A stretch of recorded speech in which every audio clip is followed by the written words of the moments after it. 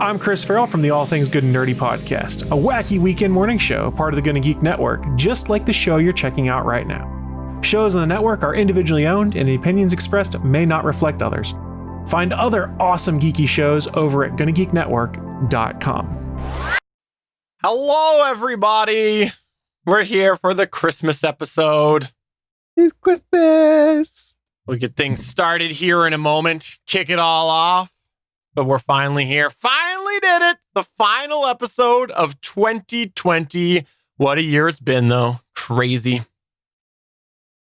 I didn't think we were going to get here. Like Elon Musk with the SN8 thing, he said less than 1 in 3 chance that it would succeed. I figured that we would have less of that chance of getting to the end of 2020. So crazy. Things were thrown out the window. What a year. Tech industry basically had to put a whole bunch of things on hold. So crazy. Yeah, but it hasn't been all bad this year. I mean, think about it. We got The Mandalorian just 7 weeks ago. That's been friggin' sweet. I've enjoyed that, but Chris, I didn't get my new 6th generation Apple TV. You're right, Chris. Has been a fantastic season of The Mandalorian. I loved all the reveals that came. So good. So good.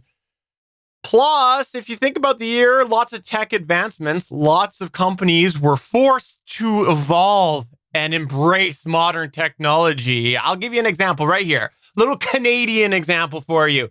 If you think about the home ship business back before, I'll say March timeline, it was hard for me to get some groceries from Amazon, but I embraced the Prime delivery as Amazon increased what they were holding and shipping. And so I get a lot of my packaged goods now through Amazon Prime. It's great. I just go, I put the order in, and next thing you know, I got a flat of crackers. I've had some things delivered myself, some cereal, some soup, some packaged goods, like you said, but I didn't get my 6th generation Apple TV. I mean, we got to look at it this way. In the big picture, there was a bunch of stuff scheduled for 2020, a bunch of stuff we weren't sure if we were going to get, but most of it we got. It was just a little late. And yet, I was told I was getting a new 6th generation Apple TV, and I did not get a new 6th generation Apple TV in 2020. Chris, I can't help but shake the feeling that something might be bothering SP a little bit here. Yeah, I'm starting to catch on to that too. Something might be bugging him just a little bit. SP, buddy, what's the matter? As I said, I didn't get my Apple TV, my new Apple TV. As you know, I've been waiting on a new Apple TV for a long time, years. And back in May, infamous Apple leaker John Prosser told me there was one ready to ship. And yet, here we are, December 2020, no 6th generation Apple TV. So here I am, the one thing in 2020 that I wanted and I didn't get. What a complete and utter disappointment. I can see that. I can see how that would be a bummer. But here's what I'm going to do for you today. It's Christmas time. We're festive. I'm going to give you a little insight to the patented Canadian spin. That's right. I'm going to put a positive spin on this news here. Look at it this way. You have been let down by John Prosser, right? But it's the end of the year. It's getting to the end of the year, and we can use that as a bit of a reset, SP. We can put that behind you and do like the great says, the great T Swift. We can shake it off and put Prosser behind you. Don't need to think about him anymore. You know what, Steven? That is a great approach. The Rock, big fan of T Swift. He sang Shake It Off, lip synced it, did it in one of his TV shows. I like The Rock. I like T Swift. I think it's a great approach. And you know what? I think we've all been pretty good this year. So I bet that Christmas morning, Santa's going to treat us right. I hope so. Christmas morning 2020. That is awesome. You're going to have so much fun with that, bud. Steven, Santa left this for you. For me? Oh, this is different. I wonder if he gives money now. Oh, not money. Dear Steven, I've seen your podcast. Go downstairs. Santa.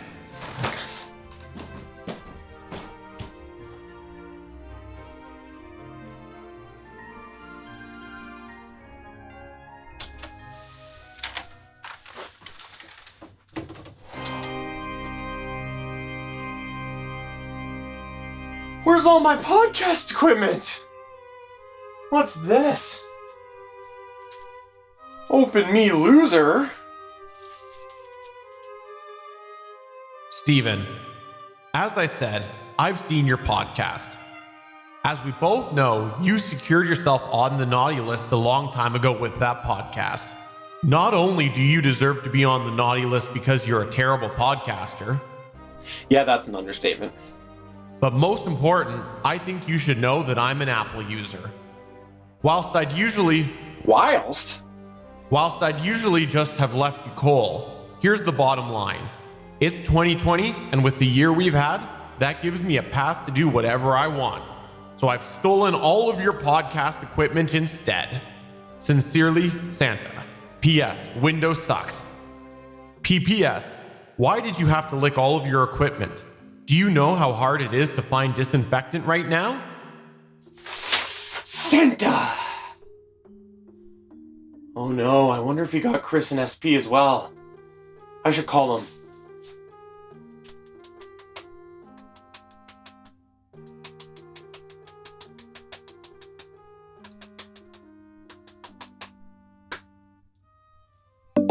Ooh, bad angle. When did that show up? Oh, hey guys! Merry Christmas! Yeah, he got me too. Wait, he got all three of us? Mm-hmm. Apparently. Let me guess, he left behind a wonderful, colorful note. Oh, very colorful. Santa has a way with the written word. What reason did he give you? Well, apparently one Santa Claus does not agree with my assessment on JJ's Rise of Skywalker. How can you defend that? It's trash. Well, get this, it's not only the Rise of Skywalker. Santa really loves the CW Arrowverse. Really? But that's also trash. Right? So guys, what are we going to do now? What are we going to do with the Gonna Geek Show? None of us have any of our podcasting gear anymore, thanks to Santa. I guess we could turn it over to Suncast, give him the reins for a while. Works for me. You know what? I could use some time off anyway. 2 weeks later. Now this isn't working. I might as well watch Suncast's new Gonna Geek Show. All right, tablet.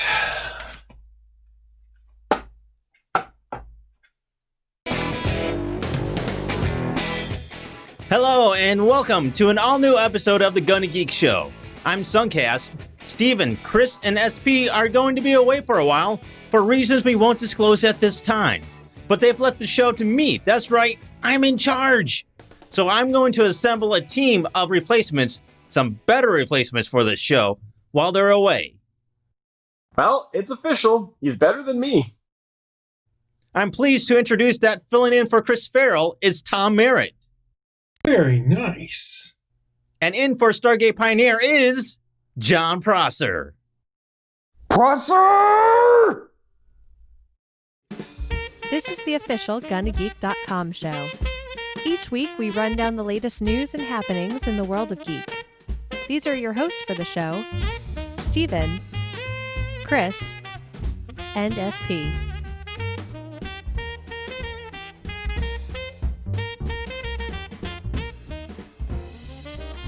Welcome to a festive edition of the official GonnaGeek.com show. I am Steven John Drew, and of course with me is the full crew, Chris Farrell. I'm super festive tonight. And I'm pleased to say he's here. A little mad about his Apple TV. SB's here. Yeah, a little mad, Apple TV, Prosser. But I got Yoda here. It's not a baby Yoda. It's not a Grogu, but it's a Yoda. And Yoda's got, the Mickey Mouse lighted Star Wars ears on. So, he's being as festive as he can be in Star Wars.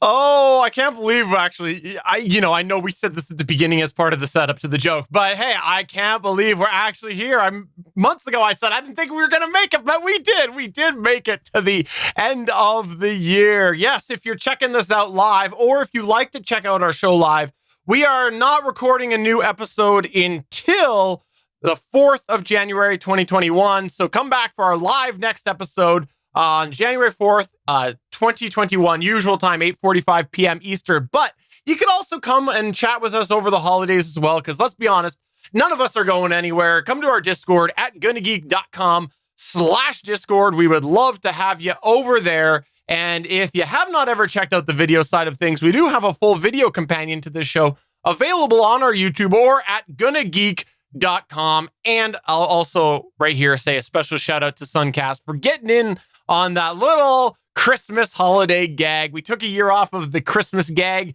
last year and we brought it back this year. And thanks to you guys for participating. It was a lot of fun. And I just might add, Tom Merritt, John Prosser, if you actually want to come on the show sometime, we'd love to have you. But thanks you for letting us use your name in the jokes. So that was pretty cool. Yeah, letting us. We didn't ask, but yeah. So please send your takedown notice to js@gonnageek.com, the same place the hate mail goes. They're infamous now. I think you can use names. I think you're allowed to. If you want to also check out other great geeky content, you should do that. The Gonna Geek Network has a lot of geeky stuff. I usually say that at the end, but I want to, at the beginning of the beginning here of our final episode of 2020, just acknowledge the whole Gonna Geek Network. I know there's been a lot of ups and downs through everybody's lives, and some of the network members truthfully did fade, some continued on. And so I just wanted to thank everybody, whether you are active podcasting right now or not.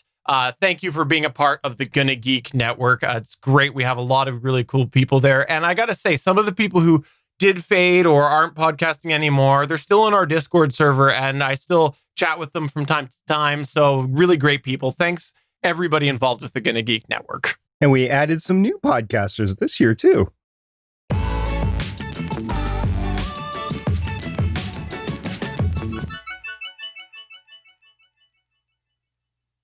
This is kind of fun, guys, because we've been talking about a lot of SpaceX this year. Well, don't forget that there is actually a second low Earth orbit to bring humans up their capability in development right now. It is Boeing's CST-100 Starliner. And on December 9th, 2020, last week, NASA and Boeing in a joint announcement said that they are eyeing a March 29th, 2021 flight of Boeing's Starliner. Now, the mission, dubbed Orbital Flight Test 2 or OFT-2, will be Starliner's second attempt to meet up with the International Space Station or ISS. On the first try in December 2019, Starliner suffered a glitch with its onboard timing system. It got stranded in the wrong orbit, and it came back down to Earth without achieving the planned rendezvous. A post-flight investigation of the OFT-1 revealed several problems with the capsule software, but the Starliner team has been working through those issues and is now formally qualified for the flight and flight software ahead of OFT-2. If OFT-2 is successful, a crewed test flight to the orbiting lab will follow, potentially in the summer of 2021. Starliner would then be clear to begin flying operational crewed missions. That would make CST-100 Starliner the second American operational spacecraft. SpaceX Dragon capsule is currently flying its first operational mission to the ISS, and that launched just last month in November 2020 after two previous demonstration flights. There was an uncrewed flight in March 2019, just like Boeing's uncrewed attempt in December 2019.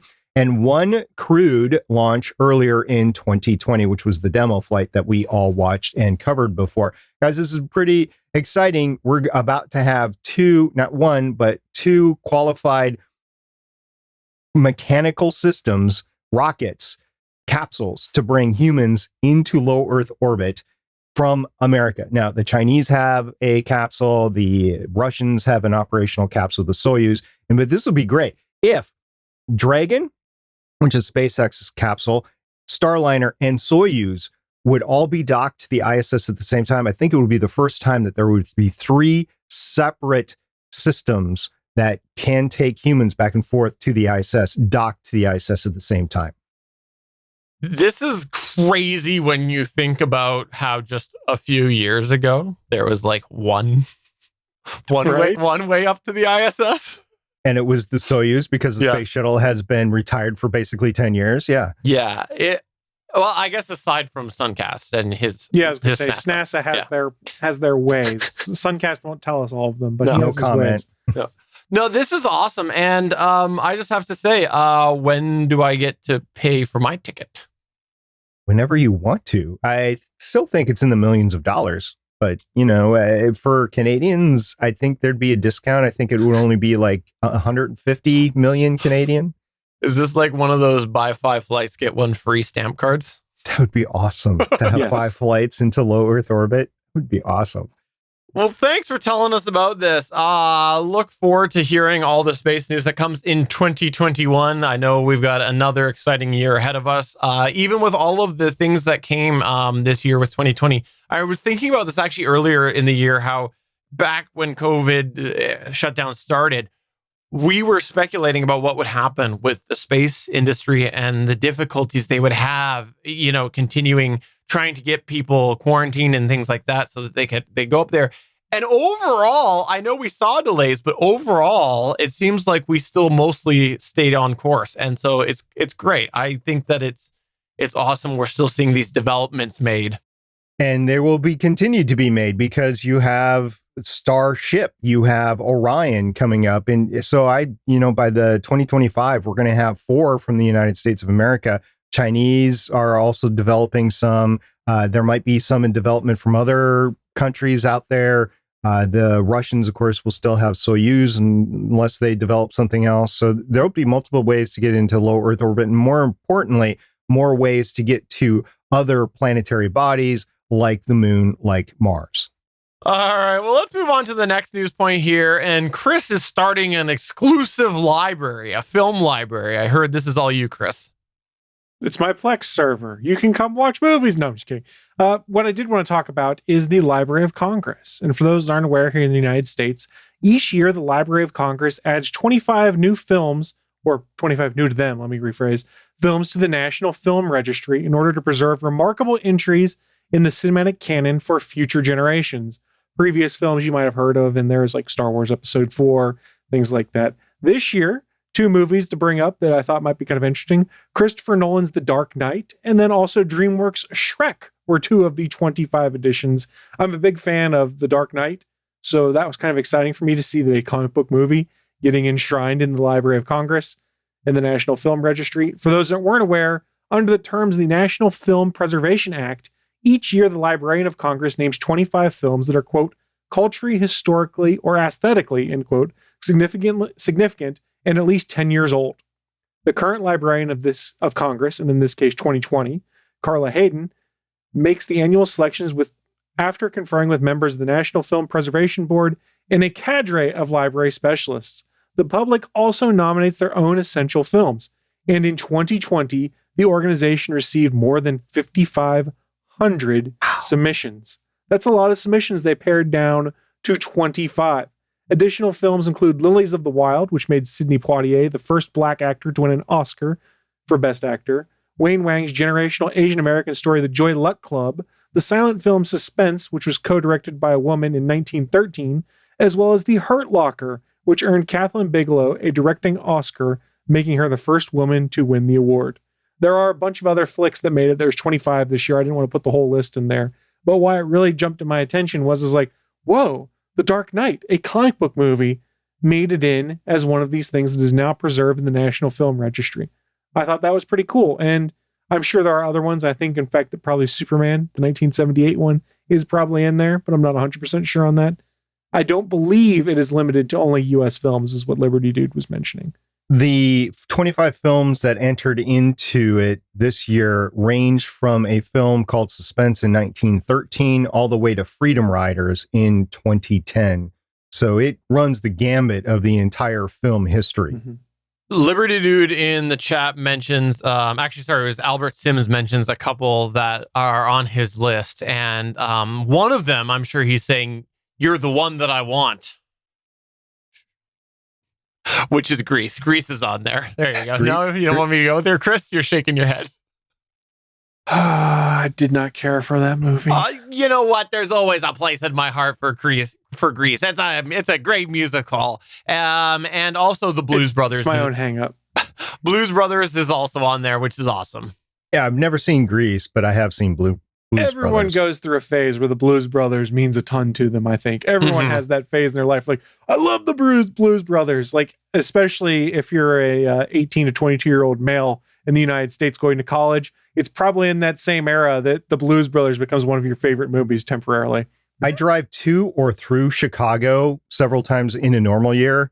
This year, not so much, but in a normal year, I drive to or through Chicago. And there's one quote in the Blues Brothers that I say every time, it's 157 miles to Chicago.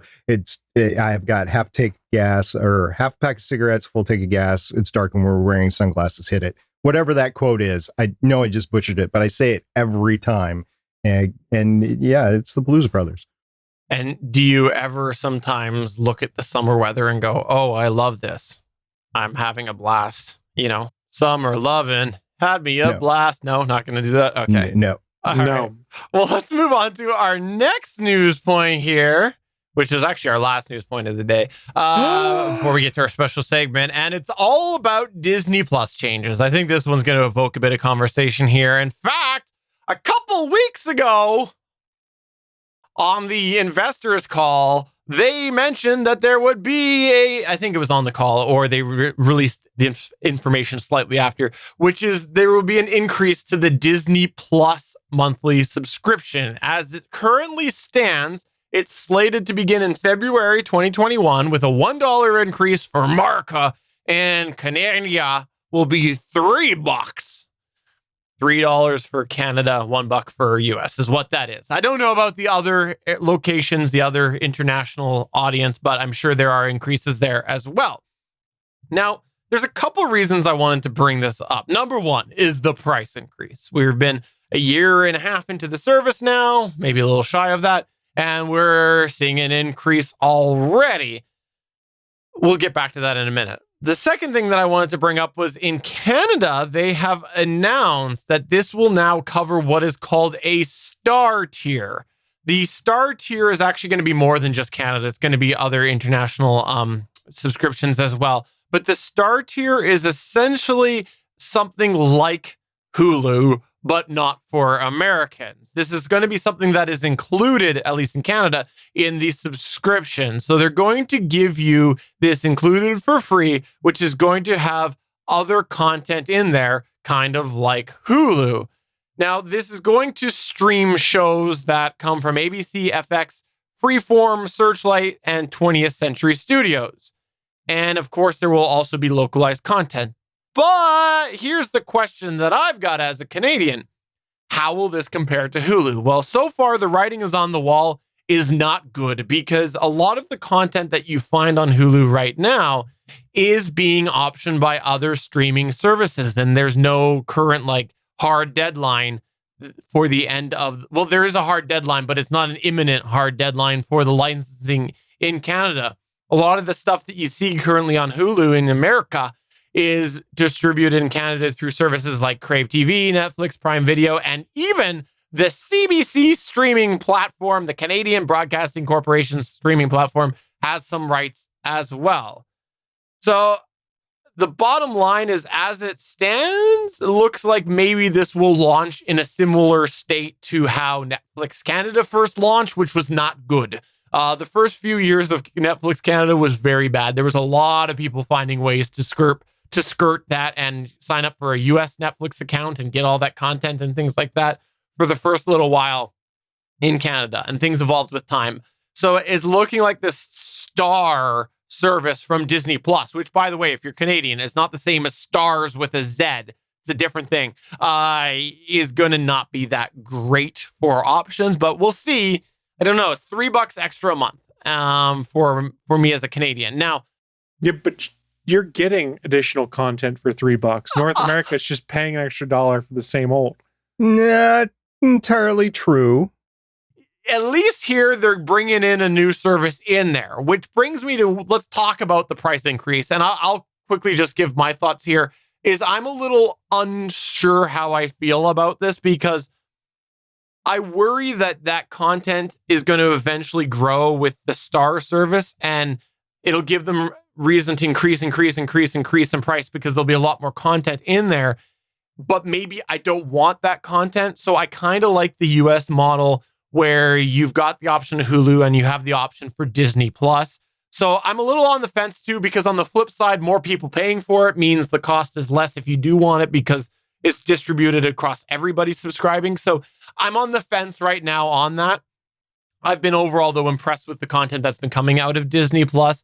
I would like to have seen a little more by now going into year 2. So I kind of feel like the increase is a little premature compared to what we thought we were going to get the first year, but I will defer to you guys now to respond. SP, you look like you're itching to respond.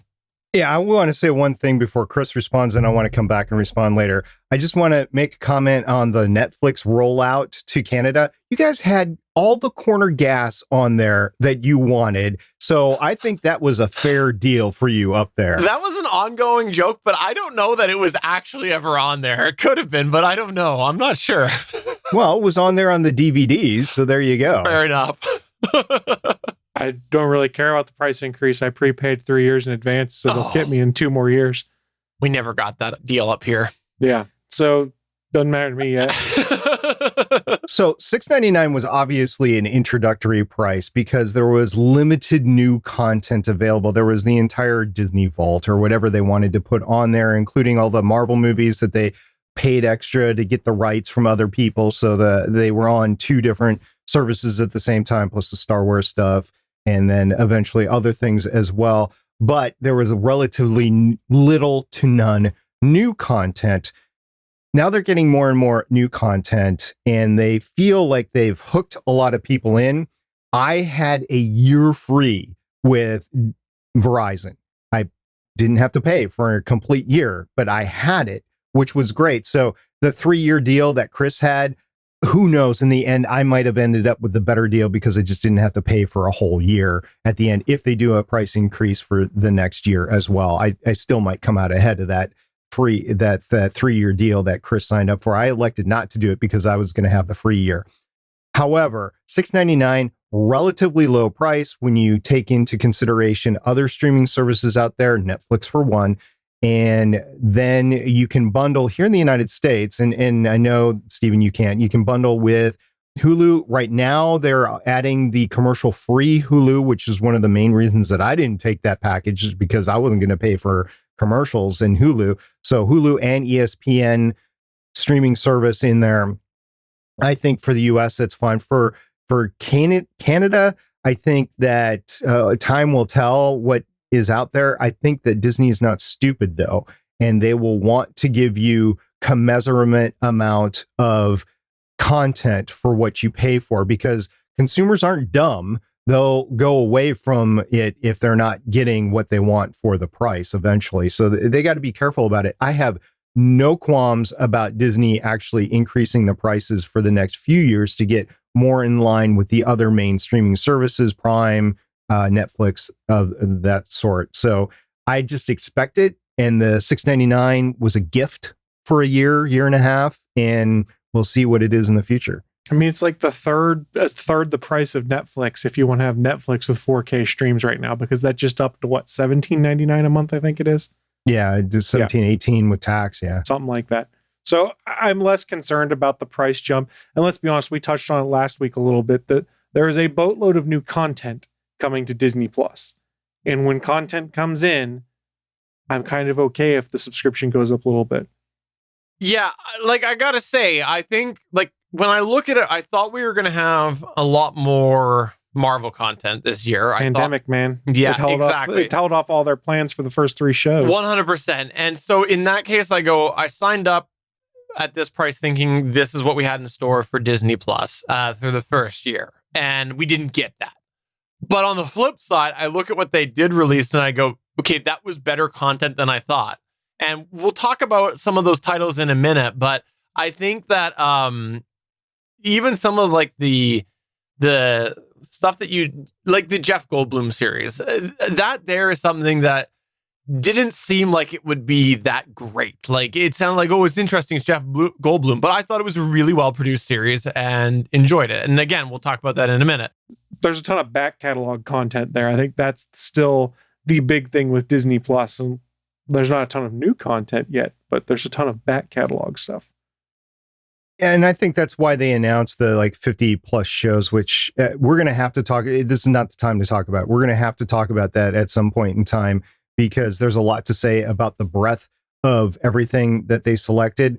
But to give you a corollary of this, I wasn't going to pay for CBS All Access. I was staunchly against paying for CBS All Access, because the only show on there at the time that it launched that I would be interested in was Discovery, which season 1 I was not interested in seeing. However, because of COVID, they went ahead and they I don't know if this was just marketed this way or if Patrick Stewart actually said, hey guys, let's give this for free for a month for everybody so everybody can see Picard, because I just want to make sure everybody has a chance that wants to see Picard. And I know there's a lot of people like SP out there that are not going to pay for CBS All Access to see any Star Trek just on principle, because Star Trek had been free.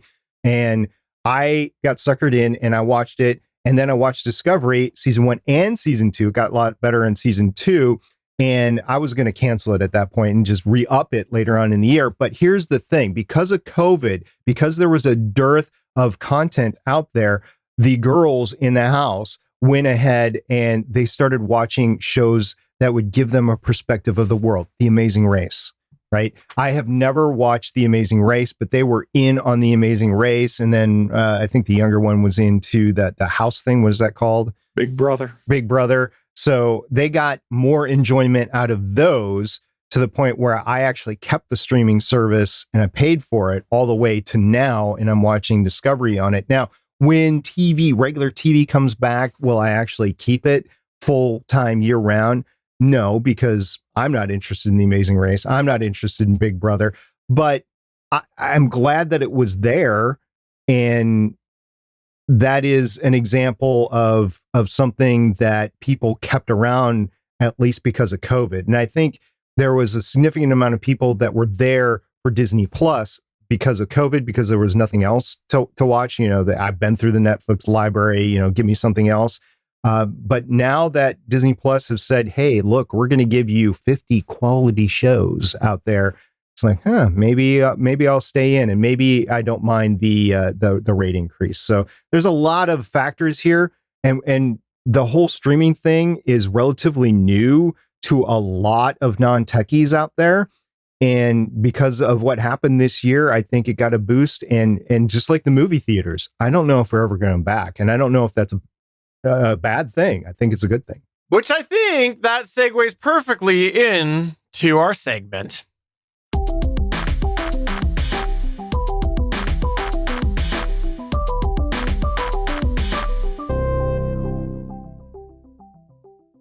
Now it's time to give credit where credit's due. This is something that Mr. SP here thought of, I don't know, it was probably about half a year ago now. He, I don't know. The year seems very long. Maybe it's only 3 months. I don't know. But he had this idea, we should talk at the end of the year about the stuff that we've watched that is through a streaming provider. Now, obviously, as we got into, okay, what's that going to look like? And we started to develop this segment, we thought, well, Chris will just say everything because he watches everything through YouTube TV, right?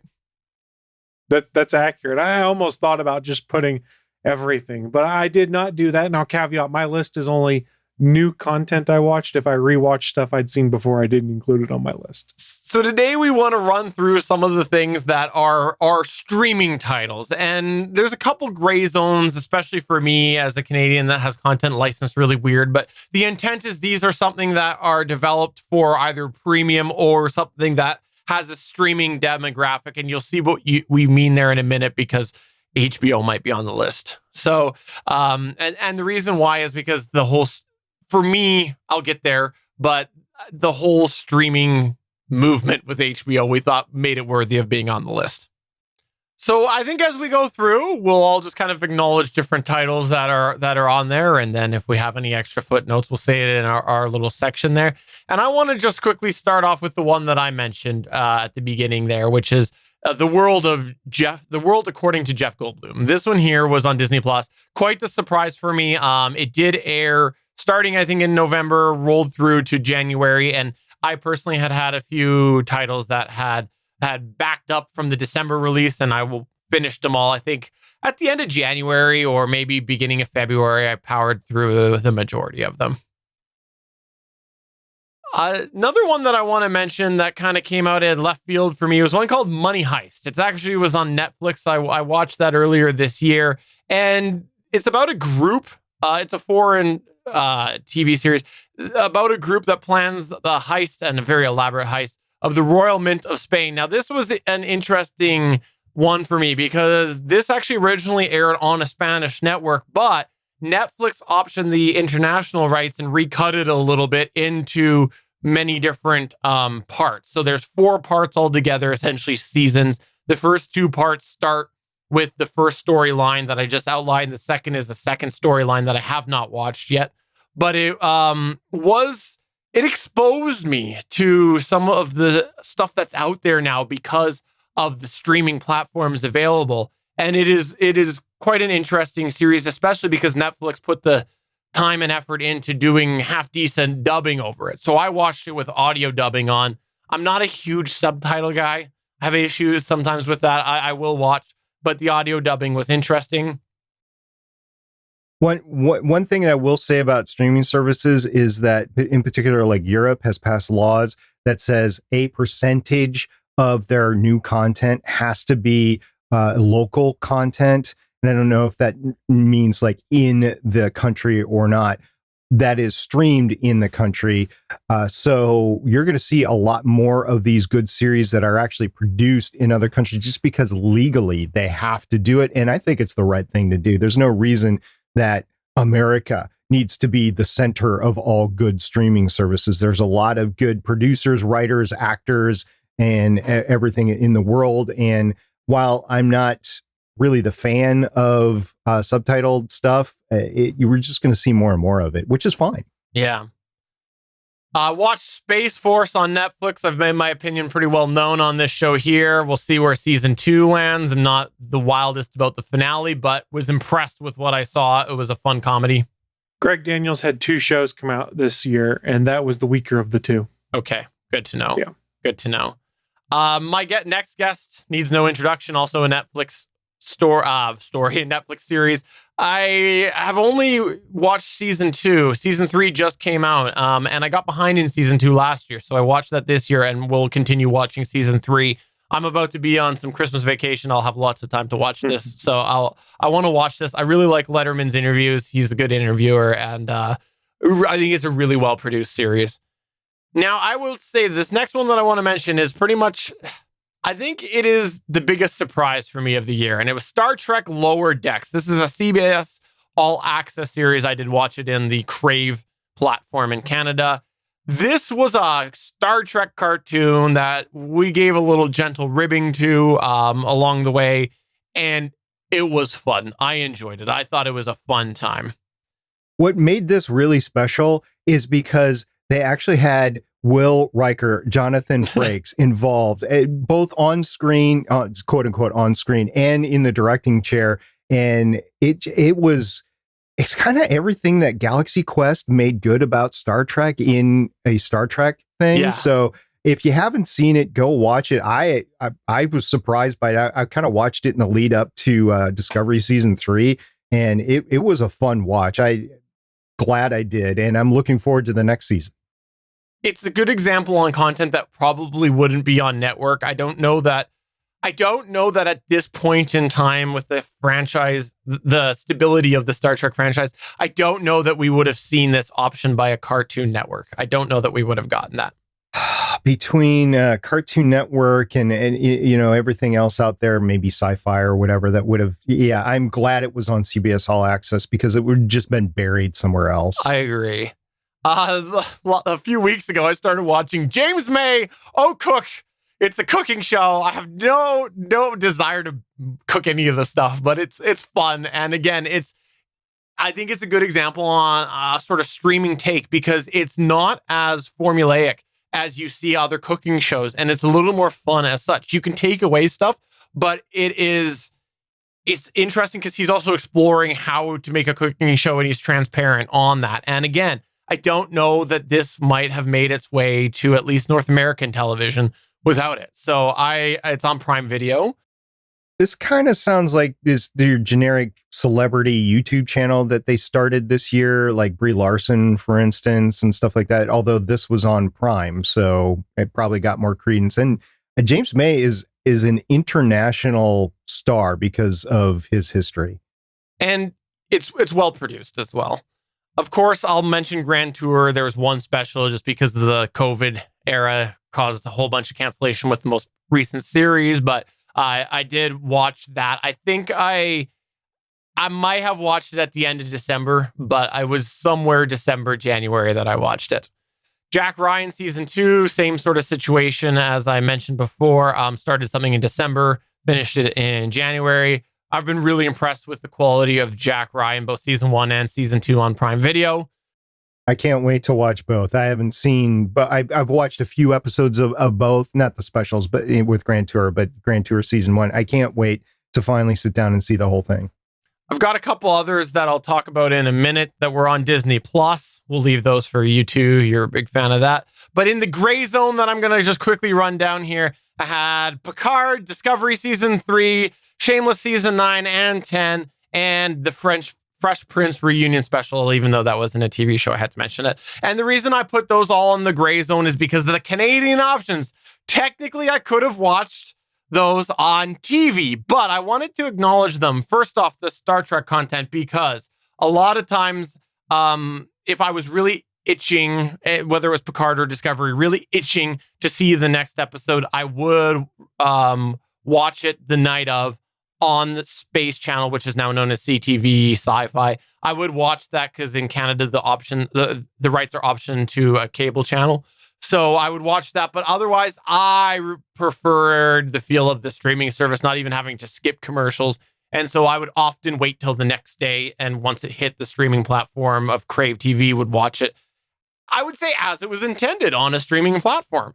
And then with Shameless, the reason I wanted to mention those was because HBO in Canada is available as an add-on through your provider to a certain degree, but I've discovered it's much cheaper to just subscribe to the add-on in Crave TV. And so I've done that, and I don't have to call up my provider to say, hey, I'd like to subscribe to this for a limited time.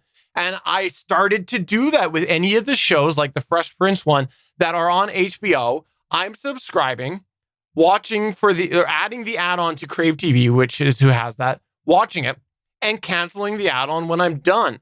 And then if I go a month or 2 months without it, I'll add it back. And even if it's only a few weeks, I'm trying to get in this habit just because, like, if I'm not watching regular content on these add-ons, put that money elsewhere. Maybe get a different add-on of something else and try out some of these other content that's available. And there was a time where when I first started watching Shameless and I wanted to watch the next season now, I would get my provider to add it on.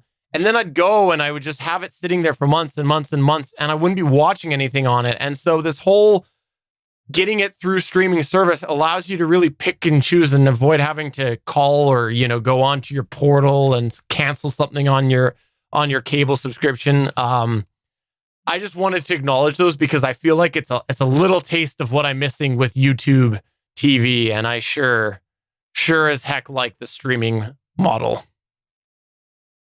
Let's go to Chris Farrell next. Sure. And caveat, I am not going to touch on anything I watched through YouTube TV because that's regular cable-based kind of content. I'm also not going to bring up anything that I may have rewatched or wasn't new to me. So anything like rewatching parts of Star Wars Rebels or Clone Wars, I won't bring up. So things I did watch, like Steven, and I'm pretty sure, and I know SP, Star Trek Picard on CBS All Access.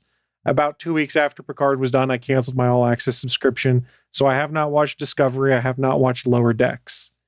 Much like everyone else on this show, also The Mandalorian, because yes, it's the best show on Disney Plus, and it is what most people get Disney Plus to watch at this point in time, when there were different metrics that were put together on that. I don't know. I'd have to take a look at the entirety of catalog on Disney Plus. I don't know if I would say it was the best thing on Disney Plus, but it's definitely the best new thing on Disney Plus.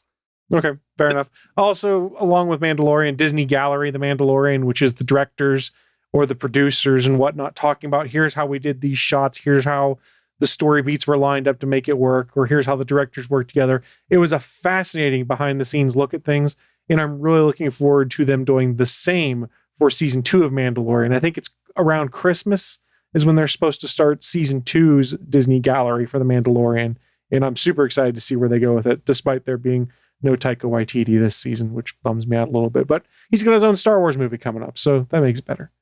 I that's one of the ones that actually both of those were the ones I left off my list, because I wanted to take a moment to acknowledge the Gallery Mandalorians, whatever you want to call it, series. That one surprised me. That really did surprise me how interesting it was. And part of that was the technology they were using was new and innovative, but it was just really neat to hear the inside story, and so well produced. It was one of those things that you're left wanting more. So I would rather see them do things like that than do like post-show talk shows, like they have Talking Dead and things like that. I never cared about those because I didn't want to hear a bunch of people who might have filmed part of it just react like, hey, this was cool. Disney Gallery got more focused into like technical aspects of why they did things, or the technical aspects of how they made other things work. And it was far more interesting than just, we're going to have an actor on who was on the show who's going to recap what they thought of it. So I want more like that. Disney has so much history of doing this just within the parks with their Imagineers and everything. They actually do this sort of stuff inside Disney World, and I've never been to Disneyland, but probably Disneyland as well, that I'm not surprised that they were able to put something like this together for Disney Plus. It's more along the lines of what they are already creating.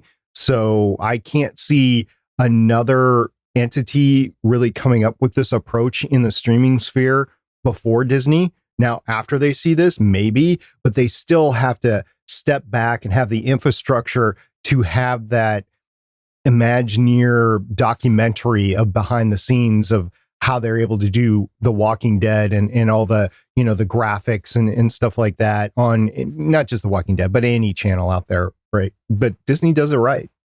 Yeah, I was just picking on Talking Dead because it was the low-hanging fruit that came to mind there, because it's been going on forever. And I've never understood Talking Dead. It just never clicked for me. So that's why I took the shot that I took. because people are doing watch parties and they're drunk and can't go home. So they just sit in front of the TV and talk about the episode that they just saw before they go home. All right, so let's keep going with my list. Upload. This is the other Greg Daniels show who brought you also Space Force. It was on Amazon Prime. This one was starring Robbie Amell. The whole concept was in the year 2033, humans can upload themselves to servers and live in a digital heaven, a virtual afterlife, and still interact with people in the real world. And it was fascinating, and it was hilarious at times, and it touched on a lot of the kind of fears we have of technological dependency and how technology worms its way into our life, and how these people go to this virtual heaven and still interact with people in the real world who can manipulate things in a virtual heaven, and then gets into the economy of this virtual heaven. It was funny. It was scary at times because of what it might mean for the future. And I just had a blast with it. And I think it was only like 8 or 10 episodes. And I can't wait to see where they go with it with season 2, because they drop a bomb on you at the end and you're like, oh, wait, what just happened? I hadn't heard of this one until you mentioned it. So I'm going to have to check this out. I put it on my list. Yeah. Really good. I really enjoyed it. It's my favorite thing I watched. Well, second favorite thing on Amazon this season. I forgot that The Boys season 2 was on Amazon. So that's what I'll get into next on there. Boys season 2, which is an adaptation of The Boys comic books. And it is delightful. It is over the top. It is ridiculous. Makes fun of superhero tropes. And the things they can get away with because they're streaming are just absolutely delightful. And I did find out, for instance, one of the things they showed off in trailers and promotional material was them driving a boat into a whale. And a lot of people assume that whale was CGI.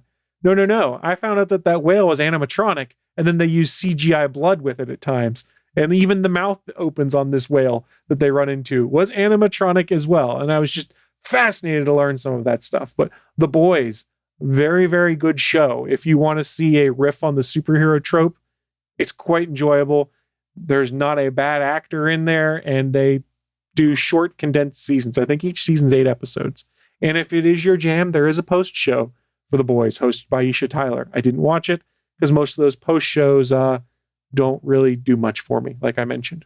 I have not heard of a animatronics sea monster or sea animal since Jaws. That's awesome that they did that. I was told by many people, yourself included, I think, Chris, that The Boys had a very dark tone to it. It might not be what I want to watch personally. I've heard that it's a fantastic series, but I'm a little bit trepid to actually watch it because of everything that I've heard about it being maybe too dark for me.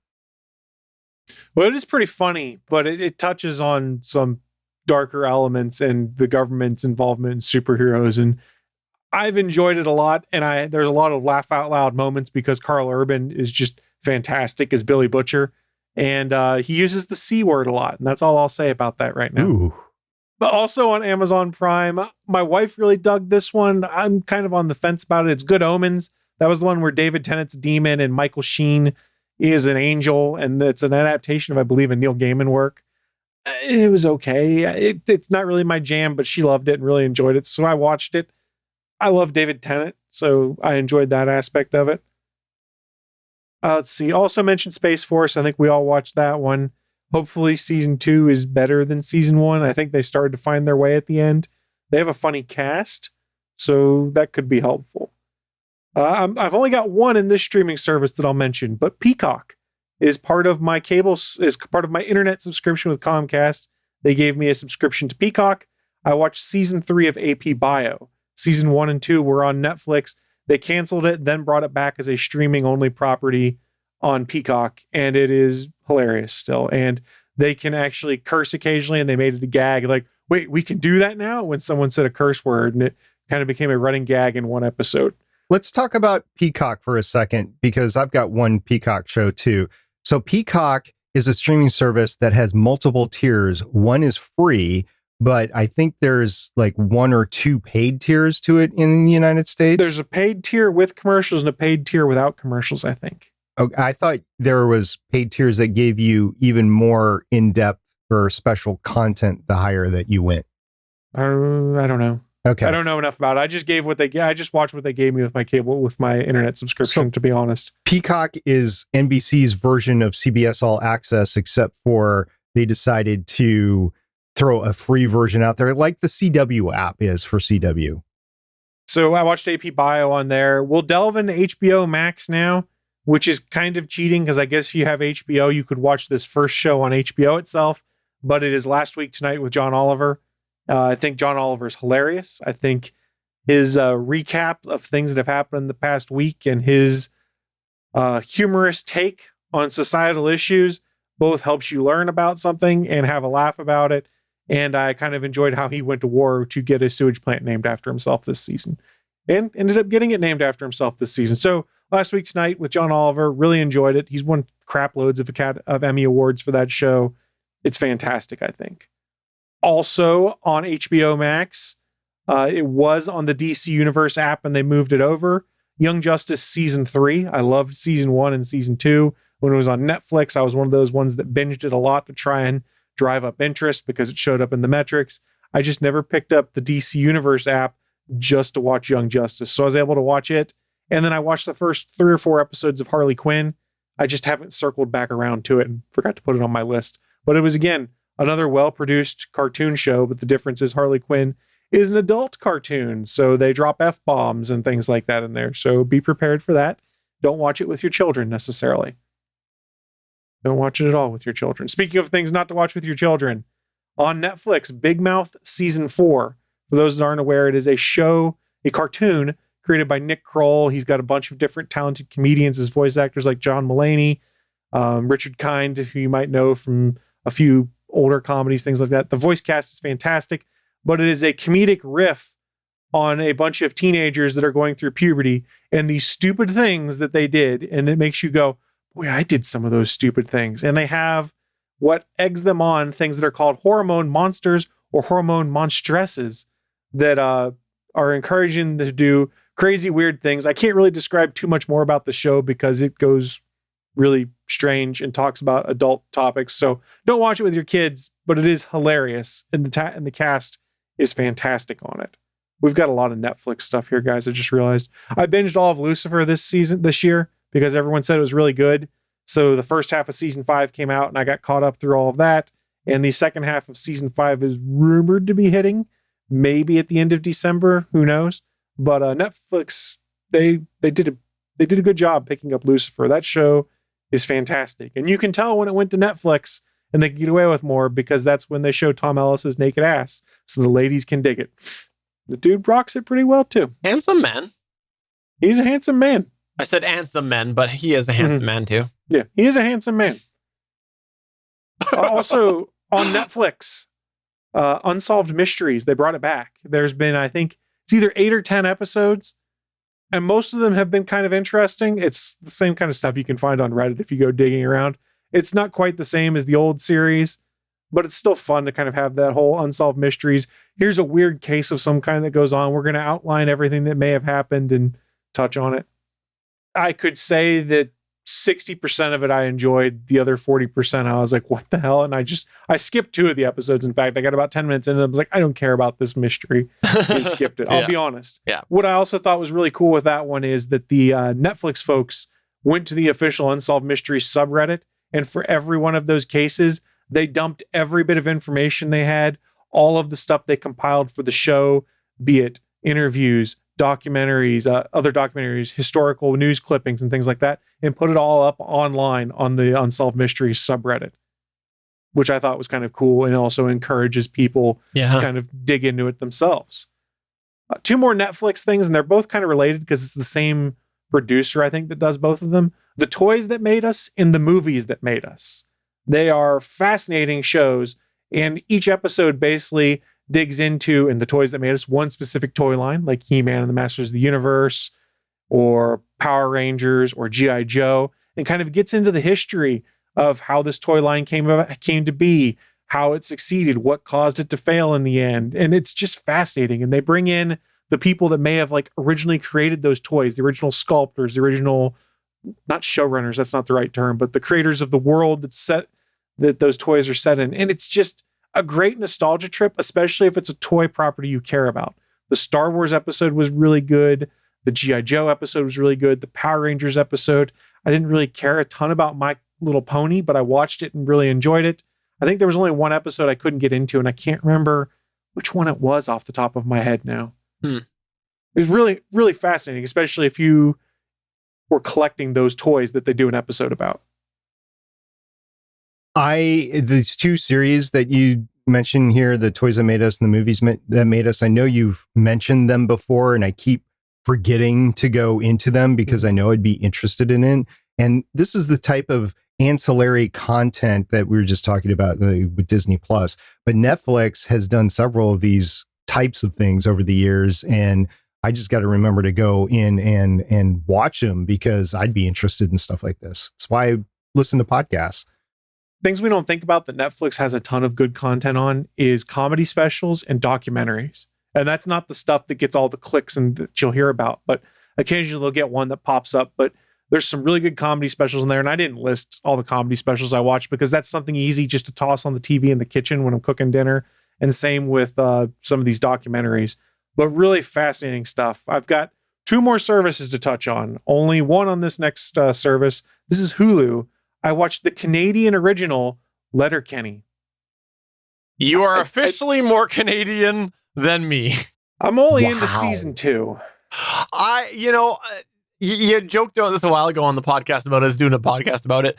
I haven't even watched it yet. I meant to watch this months and months ago. Like when COVID quarantines first started, I was like, okay, I got to watch that because everybody has for years talked about Letterkenny. And I think you guys have it on Crave because it says it's a Crave original in the credits. It is.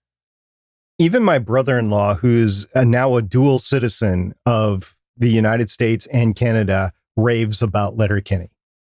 I'm not... My co-hosts on ATGN love it. and they've been really encouraging me to watch it, and they mainlined it. I'm into season 2 and I enjoy it, but the thing is, it's not one of those shows that I can put on while I'm cooking dinner, because you kind of have to pay attention to Letterkenny is kind of how I feel about it, because they talk fast, they go back and forth real quick, and it's not something you can half pay attention to and consume properly. So it doesn't fit what I want when I'm cooking dinner. And when I sit down in the evening to watch stuff, it just doesn't pop to the top of my list. Admit it. You're saying you have a hard time understanding the Canadian accent. That's what it is, right? No, it's not the accent. It's the speed at which they talk and go back and forth. I mean, and it's really, it's smart comedy, for lack of a better term. It's really fast, and you have to pay attention to it. And I just don't always have that mindset. And like I said, where I'd want to watch it is when I was cooking dinner, and it just doesn't make sense there. I'm liable to lop off a finger because I'll be watching that instead of. There is a cultural barrier between Canada and the United States that I don't think a lot of people realize. But yeah, there's like Strange Brew, for instance. I mean, that can be a step too far for some people. It just depends on where your mindset is of what you want. I'll admit, I am not a fan of everything Canadian. Justin Bieber. So I'm going to touch on these ones real quick because I'm probably kind of skirting the line here a little bit, but there is a bunch of good content on YouTube where they release in like a weekly or a semi-weekly format where they're putting out a 20 to 35 minute episode, which it feels like TV I'm getting for free when I watch on YouTube. So I wanted to highlight just a few channels that I've really enjoyed. And the first 3 are out of the 4 I was going to bring up. They're all about cars, basically. And the first is Rich Rebuilds. And I don't know if you guys have heard of Rich before. Yes. But his claim to fame is he became a YouTube star when he was rebuilding wrecked Teslas and trying to get parts from Tesla and bringing up the right to repair laws and trying to fight for right to repair laws. So he's rebuilt like 4 or 5 different Teslas from the ground up. He's kind of gone to war with Tesla over times, trying to get replacement parts, trying to figure out why they won't let him supercharge things. But it's a fascinating channel. And he's kind of pivoted away from doing Tesla related content now because he was bored with it, is how he put it. And his most recent build that he just finished, and I think it's like an 8 episode long YouTube series, is he got a wrecked Mini Cooper. It was like a 2015 Mini Cooper, I think it is. And the engine had seized in it. And he then converted it to an EV. So it was like 8 or 9 episodes, 20 to 30 minutes at a pop. That's him and his buddy Steven taking this Mini Cooper, taking the engine out of it, putting in batteries, putting in electric motors, and turning it and converting it into an EV. And it's fascinating and it's just fun content. So I've really enjoyed Rich's channel. If you're interested in seeing how Teslas work, how he rebuilds them, watch a lot of his older content. If you're interested in seeing him just do new vehicle builds, like he hadn't done a gas car in a while. So he did like an Audi RX-8 just recently. And it's just fascinating to see an amateur guy, as he puts it in his own mind, go in there and work on these cars and bring them back. And he also, you might have heard, owns like 3 different garages called the Electrified Garage that are all about fixing, repairing, and maintaining electric vehicles. So he's kind of turned all of his YouTube infamy into a business, which is pretty cool, and is working with a bunch of former Tesla mechanics and stuff like that. Also, in the car realm of things, there is a YouTuber by the name of Tyler Hoover who has a channel called Hoovy's Garage, where he buys what he calls hoopties, which are older cars that may be a little down on their luck that he can get for cheap. And it is pretty much the chronicles of him buying a car, and as he puts it, the dumbest automotive channel on YouTube, buying a car, taking it to his mechanic, who he affectionately calls the car wizard, finding out just how much work has to be done on it, and then shelling out a bunch of money and losing money in the end. But the dude buys and sells cars and shares the entire process on YouTube. And it generally turns into a 3-part series. Hey, here's the car I bought. And he does a walkthrough of it and why he was interested in the car. Part 2, which is he takes it to the car wizard, and the car wizard then goes around and says, well, here's the problems, gives him a quote for how much it is to fix. And then part 3 is once the car wizard fixes it, he kind of shows what he did, goes through the cost of what it was, and then Tyler takes it and sometimes sells it, sometimes gives it away to someone in need. But the dude, I think, in his house has 26 cars right now. 2 more things I got left because I know I'm going long. Another car channel, Watch JR Go. It's a YouTuber by the name of John Ross, who got fired from his actual job because they thought he YouTubed too much on the side, and has converted it into a business of putting out generally 3 to 4 videos a week of him LS swapping cars, of him getting a new car and turning it around real quick, or buying a car and turning it into a drift car, and his entire process of doing it. It's fascinating right now because about 2 weeks ago, he just bought a giant garage. So he's taking people through the process of renovating and redoing his garage while doing car projects on the side. I don't know how he does all the work he does and still puts out like 4 30-minute videos a week. It's mind-blowing to me. And then the final thing I was going to talk about on YouTube, and this is by a group called Corridor Digital. They do digital VFX and things like that. They have a separate channel called Corridor Crew, which is stuff that the people who work there are interested in. And just in the past year and a half or so ago, you've probably seen some of these videos because they've gone viral. They have 2 different series called Stunt People React and VFX Artists React. And what they do is they bring in stunt people who you've seen in Marvel movies or DC movies or in TV, and they have them come on and explain how they do different stunts, how they do a fall to properly do things. And they start going into, here's how we make these stunts safe. Here's how we do them. Here's the rigging we use to make it happen. And it's just fascinating to get this behind the scenes look at here's how we pull these stunts off. And they've had like the stunt double for the Falcon from the MCU. They've had the stunt double for Black Panther.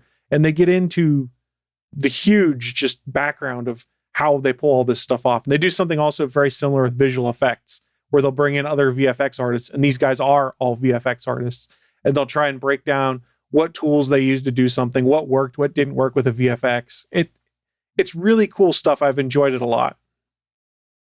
That's what I've been getting into. It's way too much stuff, I know. No, it's great. It's a great example on the non-traditional content, that traditional distributed method content that's available. YouTube's a crazy place, man. You can fall down a rabbit hole and lose hours and be like, what the hell just happened to me? That's a great transition to go into YouTube, because I have a few YouTube channels that I was going to talk about. I wasn't really going to go in depth on them, but I subscribe to over 100 YouTube channels. Not all of them are podcasts. I actually subscribe to a fair amount of sailing YouTube channels, and one I will point out is Gone with the Winds. If you're interested in just learning about sailing life, the cruising life, you can get into that one. Dozens of sailing channels I'm subscribed to. Along the car line, Vice Grip Garage is just a fun one. He likes to take old cars and just make them roadworthy again. Save them is what he's into, and just fun. And he's got boys that he's bringing up in there. And then just another general adventure one is Adventures with Purpose. It started out with just diving and finding like iPhones and iWatches in rivers. Now they're actually finding cars in bodies of water and then looking into actual cases of like suicide, death, that sort of thing, that are unsolved mysteries. They just did a road show of that in the last few months, and it's a great channel. So those are just some of the channels. If you want to talk to me about any of the YouTube channels that I subscribe to, and please just hit me up and we'll compare notes. Okay, on to the streaming shows of regular non-YouTube networks. I started on HBO Go. Yes, I can say HBO Go because it was in January. This was in post-Arrowverse, post-Crisis. I discovered that I was watching a lot of TV that was CW based, the Arrowverse. I mean, like 6-8 shows a week because of that. And when I decided to stop watching it after we stopped with Starling Tribune and with COVID and everything, I decided to go and catch some of these series. This is the whole genesis of this segment this year, that are streaming, and see all the wonderful TV that's out there. I started with The Watchmen. And if you haven't seen The Watchmen yet on HBO, it is very different than the movie. I think it's better in a lot of ways. I've never seen the movie, but I've heard that this is way better. And I've heard that they want to do a season 2. I think it would be not impossible, but difficult to do, just the way The Watchmen is set up. But The Watchmen was great. And it delves into the comic book Watchmen of the movie, but in a different way. I also watched Westworld, only season 1. I haven't seen season 2 yet, but I saw that. And I was impressed. I really was. I won't go in depth into it. If you want to talk to me about Westworld, I'd be glad to. But if you have access to HBO and you haven't seen Westworld, you really should, because it is a really good series. One of the series that I watched on Hulu for Legends of S.H.I.E.L.D. was Runaways. And it was a streaming show, and that's why it's on the list. If you want to know my thoughts on Runaways, there's at least 6 episodes. There's more, actually, because of the multiple seasons over on Legends of S.H.I.E.L.D. And it was one of the last Marvel TV Studios shows that were out there. I also watched Agents of S.H.I.E.L.D. this past summer. It wasn't a streaming show, but it was also one of the last Marvel TV shows. So that's come to a close, and now we have Marvel on Disney Plus. I did watch Space Force. I thought I had a lot of heart into it, and I didn't care for the ending. And I assumed that a season 2 was greenlit until like a week or two after I finished it. And then Steven told me, no, there was no season 2. And then I did some research and found out that there wasn't at the time a season 2. I was like, what? I just wasted time watching this thing. Yes, the season 2 is greenlit. We'll see if they can go forward with it. I did like the heart of it as well. Along with Legends of S.H.I.E.L.D., I was streaming a bunch of Netflix stuff just to get it off the plate. We were podcasting about it. Jessica Jones season 2, Iron Fist season 2, Luke Cage season 2. Currently, we're doing Daredevil season 3 on Legends of S.H.I.E.L.D. So that's all on Netflix, at least for now. I'm not sure how much longer Netflix is going to keep those Marvel shows on there. So if you're a big Marvel fan and you just got to see those shows in the Defenders universe, I would get it now before there's a fight between Netflix and Disney and these might go away. I mean, there's rumors of Charlie Cox being in the Spider-Man verse. So I don't know. Netflix owns those shows, though. Yeah, they might pull them just to spite. I don't know. Yeah, but you want people to watch your stuff. So if Charlie Cox shows up in something and someone goes, "Oh my God, I want to watch Daredevil now," well, don't forget, be a subscriber. Don't forget that Marvel and Disney have done the reverse. They pulled comics out just because they wanted to stop other properties from using them. Yeah, but Netflix rarely. Can't think of an instance where Netflix has pulled their own content off. They've pulled other licensed content off. It's a whole nother discussion to get into. So I did fall into the gift trap and I watched Picard, and I'm glad I did. It was a fun show. It was the best Star Trek ever. I don't know if I could say that, but it was fun Star Trek to watch. I also watched Discovery season 1 and 2, and I'm in the middle of watching Discovery season 3. The one Hulu show that I thought was Peacock, but it was on Hulu, was season 3 or season 2 of Timeless. Now I watched Timeless when it was on NBC, and it kind of ended with a cliffhanger, and then it was renewed on Hulu, and I'm like, I'm never going to watch that because I'm never going to have Hulu. Well, my daughter got Hulu and she shared the login with me. So all of a sudden I had Hulu and time to watch it. So I'm like, okay, I just want to bring this series to closure. I'm glad I did. It's still not like, it's not a much must watch. So if you've never seen Timeless before, don't watch it. There's much better shows out there available. One thing that I watched, which I bought from 2014 on Prime, I had to buy this series, so I don't know if it fits in here. It might be a gray area. Was Cosmos: A Space-Time Odyssey. This is the one with Neil deGrasse Tyson in 2014. There was a newer version that just came out, or a second season that came out about habitable planets. But if you've never seen Cosmos: A Space-Time Odyssey, I would recommend the 2014 version rather than the 80s version with Carl Sagan. Even though I love Carl Sagan, there's a lot of new science that happened in the 30 years since. So if you haven't seen it, I would recommend doing it. And I would recommend sitting down and watching it in the biggest home theater system that you have available, because it's just going to knock your socks off. It's amazing. And if you're interested in this show right here, the GonnaGeek.com show, and the stuff that we talk about, you're going to be interested in that. Original version of that's where the billions of billions comes from, right? That's right. Carl Sagan, billions. Yeah. And Neil deGrasse Tyson does his best a couple of times to mimic it, but no, I don't think anybody can really mimic Carl Sagan's billions. I did watch The Lower Decks on CBS All Access. Glad I did, since I had it. I'm in the process of watching Mandalorian season 2. I think it's a good series. I think there's some issues with it, and I think years from now, people are going to take a look back at it and go, but it'll really depend on some of these other series that are out with Disney Plus right now. So I can't make a definitive ranking on it or statement on it or whatever. I did watch, because somebody asked me to, I watched this Hilary Swank series on Netflix called Away. It's, if you remember the Defying Gravity show that used to be on ABC about 15 years ago, it's basically Grey's Anatomy in space, right? So Away is the same thing, and it was canceled after one season. I can completely see why, but Hilary Swank at the end is on Mars, and there's no inference that she got back. Well, catch this, guys. There's some news this past week that Anna Kendrick was cast in a Netflix series called Stowaway, in which they are trying to get to Mars. So I think the whole Netflix universe here is going to come together, and Anna Kendrick was sent to Mars to save Hilary Swank and bring her back. I think it's the whole Martian thing, except for women. You have just cracked the code, SP. Cracked it wide open.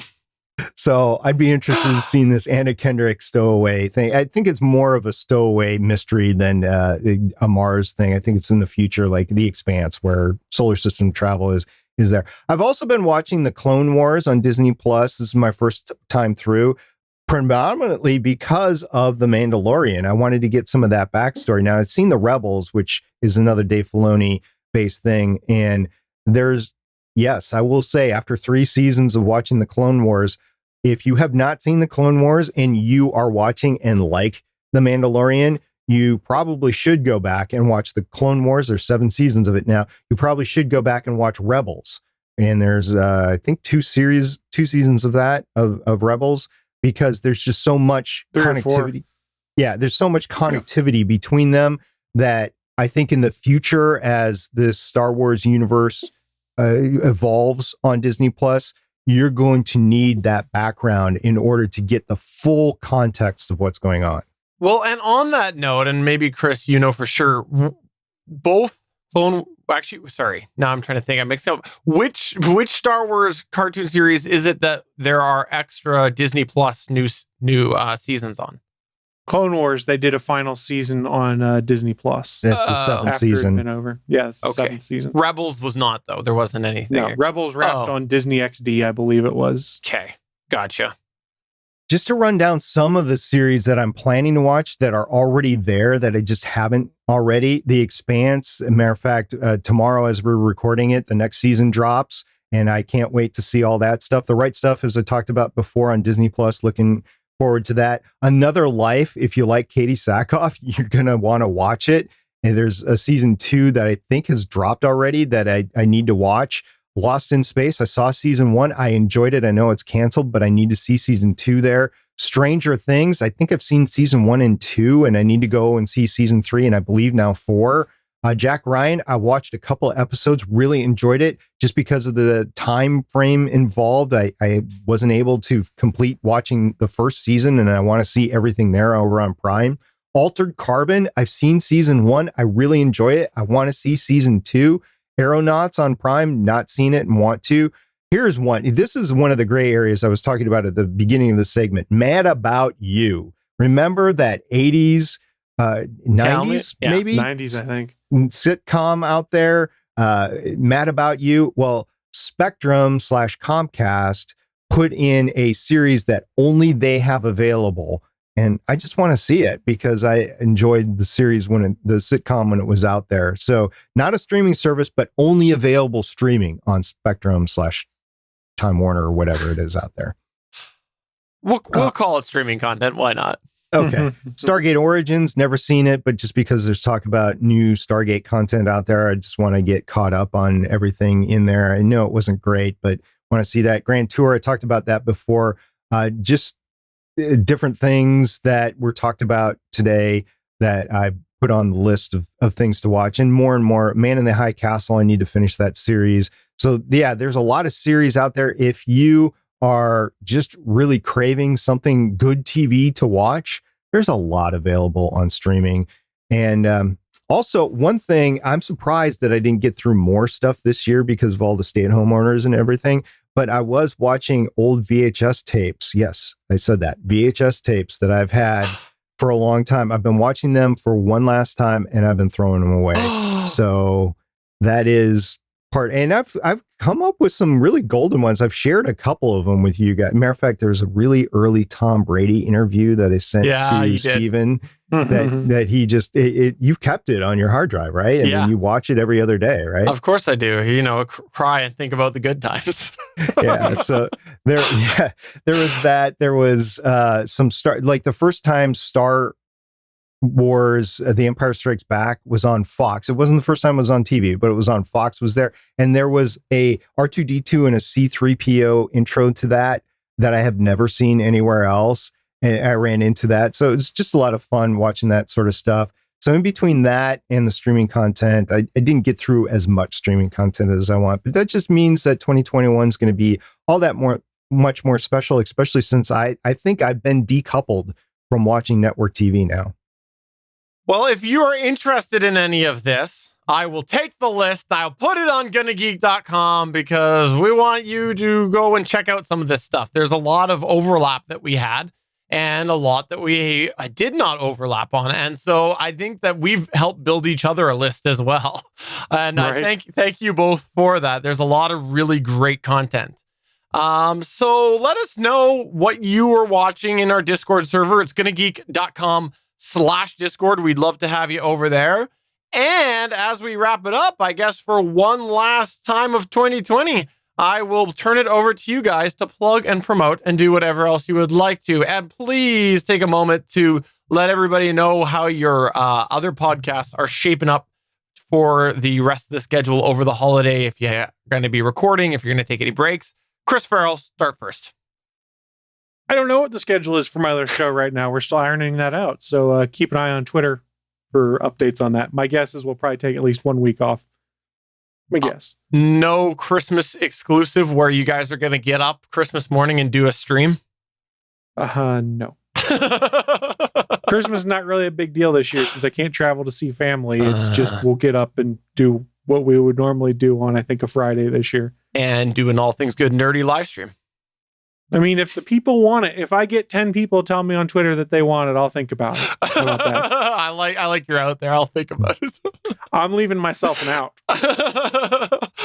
Also, SPU. Well, over on Legends of S.H.I.E.L.D., we're wrapping up the Daredevil season 3, and the timing is perfect because we're going to wrap that up and then we're going to go right into WandaVision.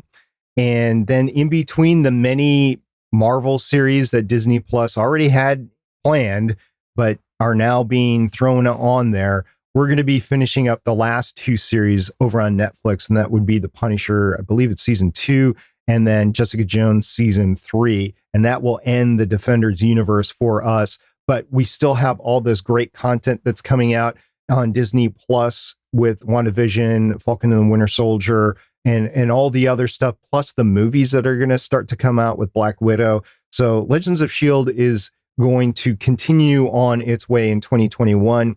As far as the holiday schedule, we're not going to actually record any new podcasts, but because we've recorded and I haven't released a couple, there will not be a stop in coverage. We'll continue to release those throughout the holidays as we gear up for WandaVision. So that's pretty cool. And then, Steven, you and I have quite a few better podcastings to record in the next couple of days, but that means that we won't have any dropping content there as well. Yeah, check out all of that at GonnaGeek.com. Lots of really good content there. And also, I heard that Chris is starting his new YouTube TV series exclusively available there, which is a talking Star Wars gallery. It's going to be a Star Wars gallery after show. Lots of guest interviews. Oh, cool. Is that in addition to his All Things Good and Google podcast that he's starting? Oh, I forgot about that one too. Yeah. Who's lining up my guests for it? Because I'll do it if I don't have to do any work besides hosting it. All right. Well, guys, it's been a fun year. Had a good 2020 with you guys, and we hope that everybody comes and checks out the next year's episodes. We're going to have a lot of fun in 2021, I'm sure, as well. And hopefully get some more guests back. I know we kind of fell off the wagon a little bit there, but have some good guests that we'd like to have on again. And so please, thank you. Please check out the 2021 content. And thanks to everybody who has been a part of the Gonna Geek show over this past year. But that's going to go ahead and wrap us up. So for episode 359 of the official GonnaGeek.com show, I'm Stephen John Drew saying thank you to everybody. And happy holidays. Happy holidays, everybody, and we'll see you in 2021. Bye. And I'm Chris saying enjoy your holiday adventures. Bye.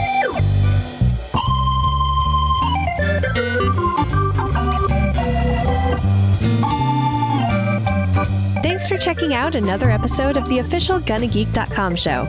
If you like the show, please give us a 5-star review in Apple Podcasts or a thumbs up on YouTube. You can always join us for our live recording sessions, which stream Mondays at 8:45 p.m. Eastern at www.geeks.live. And remember, you can find our full back catalog at GonnaGeek.com/show. If you're itching for more geeky content, check out other shows on GonnaGeekNetwork.com. Voice work was by Emily Prokop of the Story Behind podcast. That's it for this episode. We hope to see you back again next week.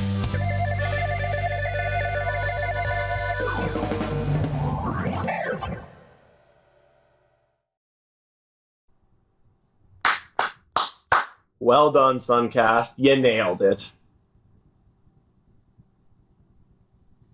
It's not unusual to be loved by anyone. It's not unusual to have fun with anyone. But when I see you hanging about with anyone, it's not unusual to see me cry.